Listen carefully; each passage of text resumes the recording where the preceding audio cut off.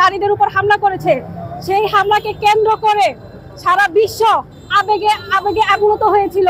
সারা বিশ্ব কেঁদেছিল যে এরকম সন্ত্রাসী বাহিনী কিভাবে নারীদের গায়ে হাত তুলতে পারে, এটা কত বড় সন্ত্রাসী সংগঠন।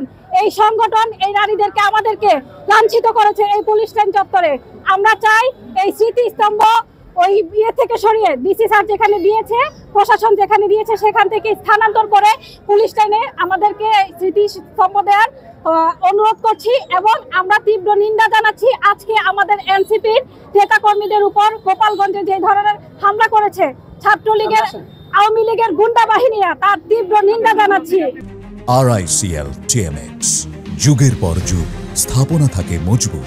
এনসিপির মাধ্যমে জানিয়ে দিতে চাই সারা বাংলাদেশে যদি কোথাও এনসিপির কোনো নেতাকর্মীর তৃণমূল হতে শুরু করে, সেন্ট্রাল পদ্ধতি কোনো নেতাকর্মীর গায়ে কোনো প্রকার হামলা আসে এই সন্ত্রাসী সংগঠনের মাধ্যমে, আমরা তার তীব্র নিন্দা এবং তীব্র বিক্ষোভ করে তুলব। কুমিল্লার মাটি থেকে ইনশাল্লাহ আমরা প্রতিবাদ করেছি, কুমিল্লাবাসী সবসময় প্রতিবাদ ছিল, প্রতিবাদী থাকবে। জেলা প্রশাসন থেকে স্থাপন করতেছে শহরের বাইরে আলেখার চোর, আমরা এটার তীব্র বিরোধিতা করে আমরা চাই এই কুমিল্লায় এই সংগ্রামী চত্বর কুমিল্লা পুলিশ লাইন মোড়াই জুলাই স্মৃতিস্তম্ভ স্থাপন করতে হবে। জাতীয় নাগরিক পার্টির পক্ষ থেকে হুঁশিয়ার করে বলে দিতে চাই ওইসব হামলাকারী নিকৃষ্ট কীট আওয়ামী লীগ সন্ত্রাসীদেরকে, যারা এখনো মনে করছে আমাদের উপর হামলা করে তারা এই বাংলায় টিকে থাকতে পারবে, আমরা তাদেরকে স্পষ্ট করে বলে দিতে চাই তাদের এই দুরাশা কোনোদিন পূরণ হবে না, পূরণ হবে না, পূরণ হবে না।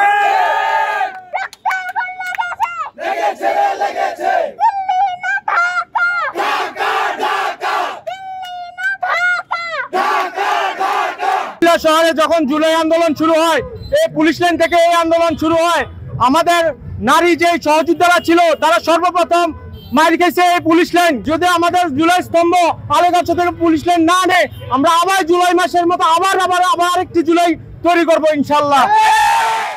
শেখ হাসিনা তার নিজের বাপার সম্পত্তি মনে করে যে গড়ে তুলেছে তাদের ব্যক্তিগত ক্ষমতা দেওয়ার জন্য, সেই দিন আর নাই।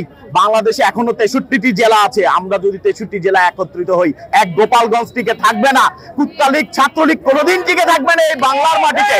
আমরা দেখিয়ে দিতে চাই আমাদের নেতৃত্বকে যারা আঘাত করার চেষ্টা চালিয়েছে তাদের এই চেষ্টা কোনোদিন সম্পূর্ণ হবে না। ছাত্র জনতার উপর আওয়ামী দোসর ফ্যাসিস্টদের ছাত্রলীগ যুবলীগ আওয়ামী লীগ সহ সবাই নিরস্ত্র ছাত্রীদের উপর যেভাবে বর্বরোচিত হামলা করেছে, আমরা চাই এই জুলাই চত্বর পুলিশ লাইনের এই জায়গায় স্থাপিত হোক। এই স্থানটিকে রাখার জন্য আমরা প্রশাসনকে অনুরোধ করছি, দাবি জানাচ্ছি পুলিশ লাইন চত্বরে যেন তারা এই স্থাপনাটি পুনর্বিবেচনা করে নিয়ে আসে।